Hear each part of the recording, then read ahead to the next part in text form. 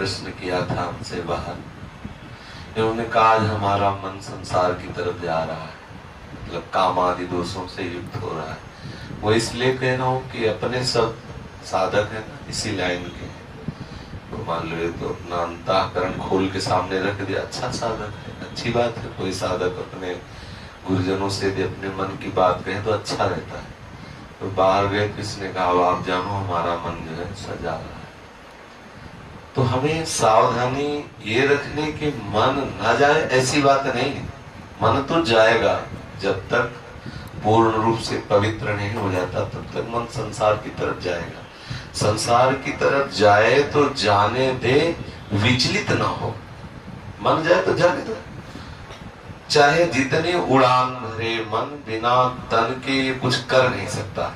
पहली बात तो समझ लो, मन जब कामादि दोषों से युक्त हो उस समय इतनी सावधानी रखनी कि उसके कथनानुसार, मन की प्रेरणा के अनुसार हमें कोई चेष्टा नहीं करनी, तो इतनी बात ध्यान रखनी।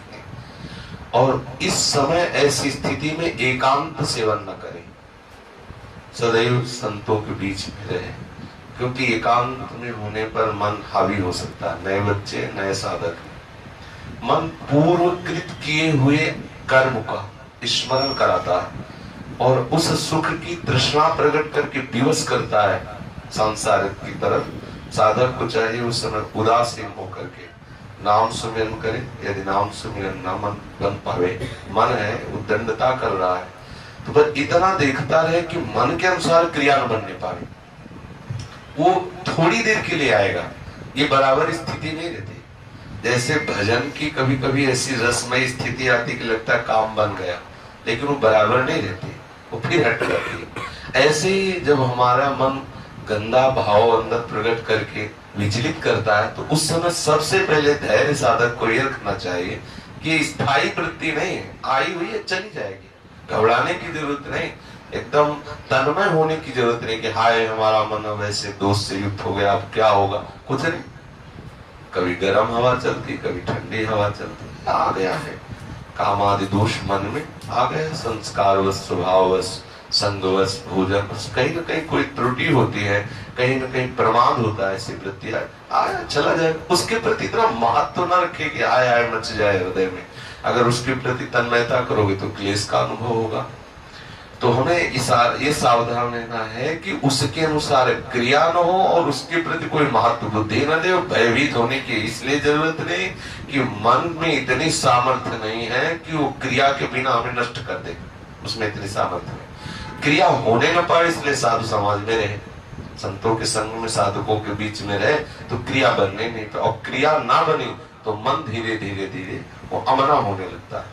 जिस भाव के लिए मन प्रेरित करे उसको वो भाव ना मिले तो धीरे धीरे मन का मन पर नष्ट होने लगता है। जिस सत्ता के कारण मन कहा जाता है, मतलब संकल्प, भोगों का संकल्प ही मन का जीवित रहना है, भोगों से निसंकल्पित हो जाना ही मन का मर जाना है। तो जब हमारे मन में भोगों का संकल्प बने और उसको पूरा ना होने दे तो मन मरने लगता है, मन अमना होने लगता है। इस स्थिति को सहना ही तपस्या है। बाहर से जल पी के रहना, वायु पी के रहना और आग में जलना और सब बाहर वाली बुले 12 वर्ष खड़े रहना, ये सब बाह्य साधन, इनका विशेष अपने लोगों के हृदय में इनका कोई महत्व नहीं है। वास्तविक तपस्या क्या है? जब हमारा मन प्रतिकूलता का चिंतन करा के जलाता है, उस समय साधक को विचलित नहीं होना चाहिए, आनंदित होना चाहिए, उस समय प्रभु के चिंतन में मगन होना चाहिए, या धैर्य पूर्वक उस जलन को सह जाना चाहिए। वही महात्मा है, वही इस महारस का अनुभव कर सकता है। विचलित होने की जरूरत नहीं, बिल्कुल विचलित होने की जरूरत नहीं। सबके हृदय में ऐसे भाव आते हैं, धीरे धीरे सबके ठीक हो जाते हैं। भगवान नारद जी ने भी प्रेमा भक्ति का जो सूत्र वर्णन करते हैं उसमें लिखा है कि पहले कामादि दोष तरंग की तरह आते हैं, समुद्र जाए। अगर हम उनका जो तरंग की तरह उदय हो रहे हैं उनका चिंतन करके वैसी क्रिया ना करें तो तरंग उठी खत्म हो जाएगी। और यदि आपने कहीं क्रिया कर दिया उसके अनुसार तो वही तरंग समुद्र बन जाएगी, फिर पार होना बड़ा कठिन है। समुद्र बन गए तो डूबना ही पड़ेगा।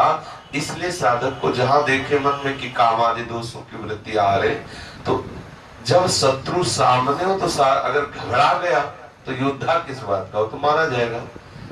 सबसे पहली बात है कि हमारे हृदय में भय नहीं होना चाहिए। काम आया ठीक है चला जाएगा खत्म, उसके प्रति मातृ बुद्धि इतनी नहीं, और भय सावधानी ये रखनी कि क्रिया न बनने पाए। साधकों के बीच में रह करके हमें उस समय एकांत नहीं, नए साधक को एकांत सेवन उस समय नहीं करना चाहिए। जहां मन ऐसे विचलित हो तो संतों के बीच में आ जाए और नाम बाणी आदि में अपने मन को लगावे, धैर्य पूर्वक रहे। कुछ ही समय में नष्ट हो जाएगा, वो चला जाएगा भाव, वो हृदय में स्थित होने वाला भाव नहीं। ये सब आगंतुक है। आगमा पाइनो अनित्यास दास्ते दीक्षस्व भारत, आने जाने वाले इनका कोई महत्व नहीं। अब इतना घबरा गया कि कहता है तुम ही संभालो नहीं तो गई गाड़ी। इतना थोड़ी घबराने की जरूरत, कोई बहुत बड़ी बात कोई तुम्हारे हृदय में थोड़ी, तो सबके हृदय में वृत्तियां आती।